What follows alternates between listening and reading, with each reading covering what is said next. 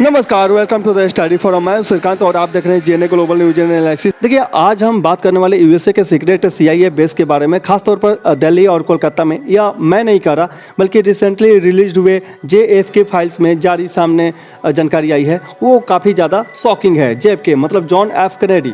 दरअसल former US president Donald Trump ने John F Kennedy assassination से जुड़े हाईली क्लासिफाइड डॉक्यूमेंट्स को दुनिया के सामने डिक्लासिफाई कर दिया है। इन डॉक्यूमेंट्स में सीआईए के टॉप सीक्रेट एक्टिविटीज का खुलासा हुआ है, जो 1960 के दशक में ग्लोबल लेवल पर चल रही थी। इन लीक्ड डॉक्यूमेंट्स के मुताबिक सीआईए के सीक्रेट बेस सिर्फ इंडिया के दिल्ली और कोलकाता में ही नहीं था, बल्कि यूरोप, मिडिल ईस्ट और एशिया के कई शहरों में थे, जैसे London, Zurich, Rome, Istanbul, Tehran, Colombo, Rawalpindi, Tokyo, Singapore और तापेई। अब सवाल ये उठता है कि सीआईए ने इंडिया में अपना सीक्रेट बेस क्यों बनाया? सीआईए का मकसद क्या था? इंडिया और उसके नेबरिंग कंट्रीज की स्पाइंग और इंटेलिजेंस गैदरिंग था, है ना। अगर पाकिस्तान की कैपिटल इस्लामाबाद है, तो सीआईए का सीक्रेट बेस रावलपिंडी क्यों था, है ना। दरअसल रावलपिंडी में पाकिस्तान आर्मी का हेडक्वार्टर है और असली पावर सेंटर वही है, इसलिए सीआईए ने अपनी स्ट्रैटेजिक प्रेजेंस वहीं रखी। अब सबसे बड़ा सवाल, क्या इंडियन गवर्नमेंट को इन सीआईए बेस के बारे में पता था? जेएफके फाइल्स यानी जॉन एफ कैनेडी की जो फाइल्स है, उसके मुताबिक कोवर्ट सीआईए बेस थे, यानी सीआईए ने इन ऑपरेशंस को एक्सट्रीम सेक्रेटरी में रखा था। होस्ट कंट्री को इनकी भनक तक भी नहीं थी। आप पूछोगे कि रसिया और चाइना इस लिस्ट में नहीं है ना।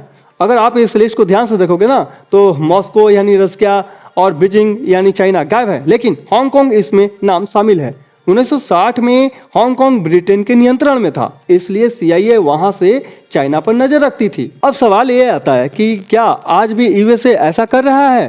तो देखिए, आज के समय में फिजिकल सीक्रेट बेस का इस्तेमाल कम हुआ है, लेकिन साइबर सर्विलेंस, सैटेलाइट और इंटरनेट मॉनिटरिंग के जरिए बड़े स्तर पर स्पाइंग और इंटेलिजेंस गैदरिंग जारी है। 2010 में भी बराक ओबामा के रीजन में एक बहुत बड़ा ग्लोबल स्पाइंग स्कैंडल सामने आया था, जिसमें खुलासा हुआ था कि यूएसए दुनिया भर के वर्ल्ड लीडर्स के फोन को टैप कर रहा था। जर्मनी की चांसलर एंजेल मार्केल समेत कई बड़ी नेताओं ने यूएसए से नाराजगी जताई थी, लेकिन जियोपॉलिटिक्स और इंटरनेशनल इंटेलिजेंस में ये आम बात है। अब सवाल ये है कि डोनाल्ड ट्रंप ने ये फाइल्स क्यों रिलीज की? दरअसल जॉन एफ कैनेडी, इनका शॉर्ट जेएफके मैं बोल रहा हूँ, है ना, कि 1963 में इनकी हत्या को लेकर दशकों से कई कॉन्स्पिरेसी थ्योरीज चली आ रही है। माना जाता है कि सीआईए और ग्लोबल पावर्स के विरोधी रवैये की वजह से जेएफके को मार दिया गया था। हालांकि इन 80,000 प्लस डॉक्यूमेंट्स में कोई भी सॉलिड प्रूफ सामने नहीं आया, लेकिन सीआईए खुद मानती है कि जेएफके की हत्या में एक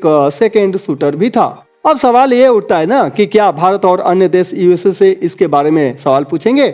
देखिए, सच्चाई है कि इतना समय बीत चुका है ना कि अब इस पर कोई ऑफिशियल एक्शन लेना मुश्किल है। हालांकि अब भारत सरकार फॉरेन फंडिंग को लेकर काफ़ी सख्त हो रही है। हालांकि हाल ही में भारत सरकार ने यूएसए से यूएसएड यानी United state agency for the international development के तहत दी जाने वाली फंडिंग की पूरी जानकारी मांगी है। जल्द ही इस पर बड़े खुलासे हो सकते हैं। ये खुलासे इतिहास के उन सच्चाइयों को उजागर करता है जिन्हें अब तक दुनिया से छुपा कर रखा गया था। यूएसए ने कई दशकों तक अपने इंटेलिजेंस नेटवर्क के जरिए पूरी दुनिया में अपनी पकड़ बनाई थी, लेकिन सवाल यह है कि क्या आज भी यूएसए ऐसे ही स्पाई ऑपरेशन कर रहा है? क्या सीआईए के वर्तमान समय में भी एक्टिव ब्लैक साइट्स हो सकती है? और क्या भारत में यूएसए की ऐसी कोई गतिविधियां अब भी जारी है? अगर इस टॉपिक से कोई नई जानकारी सामने आती है तो मैं आपके लिए वीडियो लाता रहूंगा। अगर आपको यह वीडियो पसंद आए तो लाइक और कमेंट जरूर करें, और चैनल पर नए हैं तो सब्सक्राइब करना ना भूलें। धन्यवाद।